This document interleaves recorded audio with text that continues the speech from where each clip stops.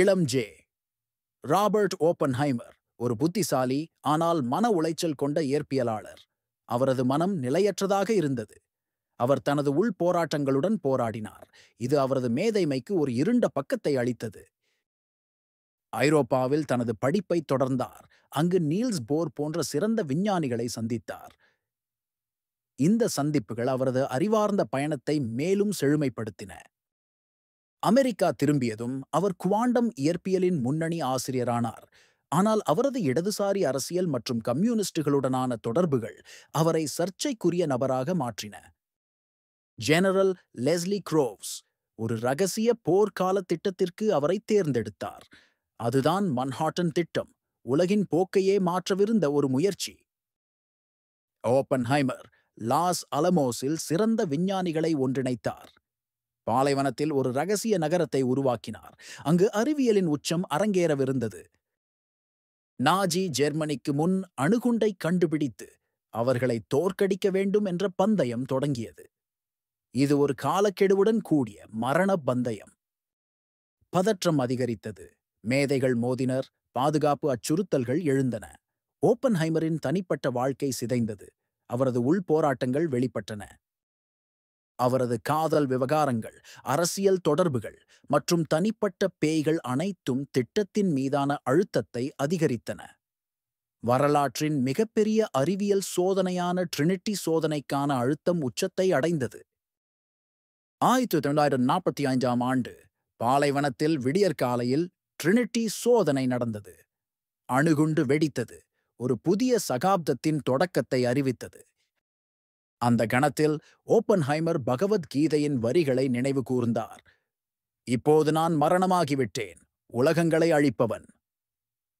இந்த வார்த்தைகள் அவரது மனசாட்சியின் சுமையை வெளிப்படுத்தின. அமெரிக்கா ஹிரோஷிமா மற்றும் நாகசாகி மீது அணுகுண்டுகளை வீசியது.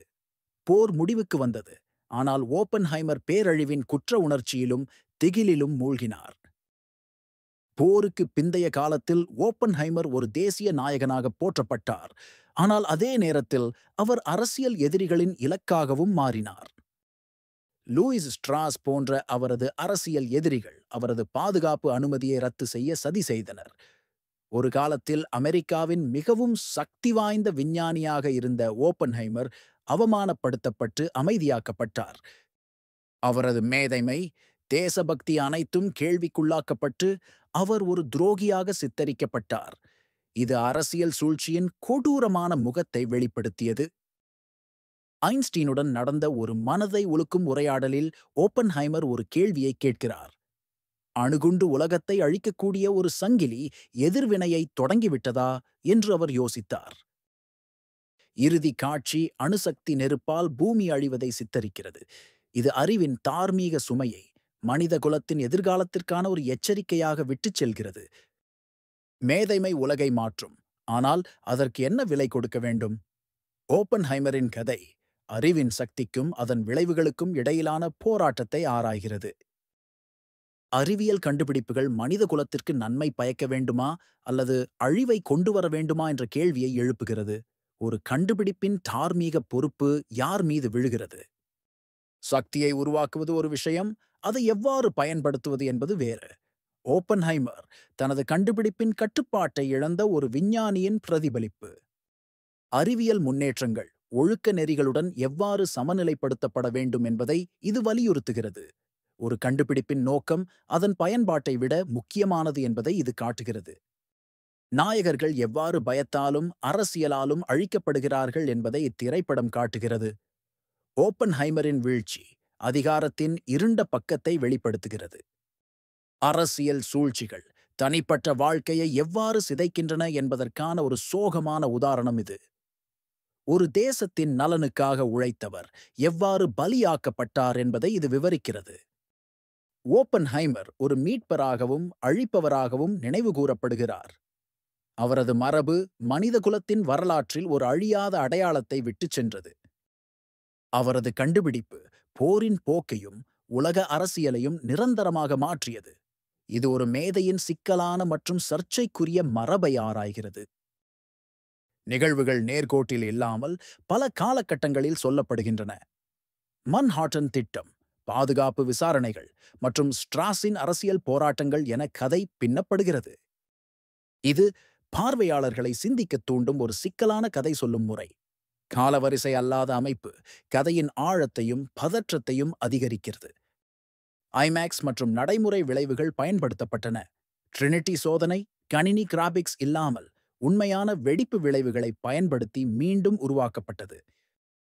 ஆவனோர் இது திரைப்படத்திற்கு நம்பகத்தன்மையையும் பிரம்மாண்டத்தையும் அளித்தது. பார்வையாளர்களை நேரடியாக அந்த வரலாற்று தருணத்திற்குள் கொண்டு சென்றது. பெரும்பாலான நாடக அறைகளுக்குள் விவாதங்கள் மூலம் நிகழ்கிறது. இந்த உரையாடல்கள் அதிரடி காட்சிகளைப் போலவே தீவிரமானவை. இது கதாபாத்திரங்களின் மனப்போராட்டங்களையும் அரசியல் சூழ்ச்சிகளையும் வெளிப்படுத்துகிறது. வார்த்தைகள் குண்டுகளைப் போலவே சக்தி வாய்ந்தவை என்பதை இது காட்டுகிறது. லுட்விக் கோரன்சனின் இசை கடிகாரத்தின் டிக் டிக் சத்தத்துடன் உணர்ச்சிபூர்வமான ஏற்ற இறக்கங்களை கலக்கிறது. இது அவசரத்தையும் பயத்தையும் பிரதிபலிக்கிறது. ஒலி வடிவமைப்பு கதையின் உணர்ச்சிபூர்வமான ஆழத்தை அதிகரிக்கிறது. இது பார்வையாளர்களை கதையுடன் ஒன்றிணைக்கிறது. இது குண்டை பற்றிய திரைப்படம் அல்ல, அதை உருவாக்கிய மனிதனைப் பற்றியது. அவரது மனம், குறைபாடுகள் மற்றும் குற்ற உணர்ச்சி ஆகியவை மையப்படுத்தப்படுகின்றன.